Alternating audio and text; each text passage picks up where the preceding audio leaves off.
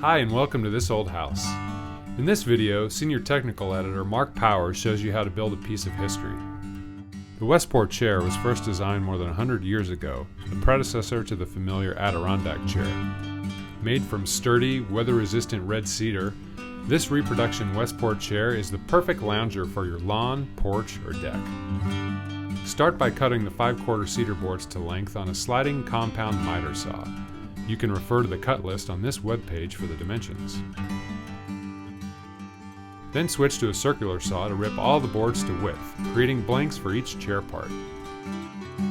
For the front legs, set the circular saw to 12 degrees and bevel rip an 8 1/4 inch wide board down the middle to create two identical pieces. Set a combination square to 7/8 of an inch and mark a notch onto each front leg. Use a jigsaw to cut out the notches, but take note. For the longer cut, tilt the jigsaw blade to 12 degrees so that it mirrors the bevel on the front edge of the leg. You'll need to join two boards to make the wide chair seat and backrest. To do that, screw battens across the boards to hold them together. Then draw cut lines on the seat blank and cut it to shape with a jigsaw. Keep the blade at 90 degrees for the long cuts, but tilt it to 12 degrees to make the short cuts that form the zigzag.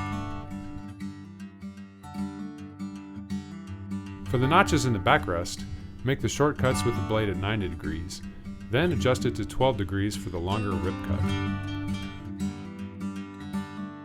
Mark cut lines on the two rear leg blanks. Cut along the three long lines with the jigsaw set at 90 degrees, but tilt the blade to 12 degrees for the edge that goes just under the seat.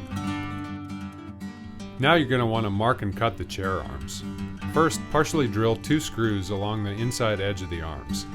Find the center point between them, measure in 2 inches from the edge, and mark that point. Then you'll press a thin strip of wood against the screws until it meets the mark, creating a nice gentle curve. Outline that curve and then cut along the line with a jigsaw. Then use a compass to strike a half circle radius on the end of the arms and cut them with a jigsaw. Make the 2 triangular arm supports by cutting the blank in half diagonally.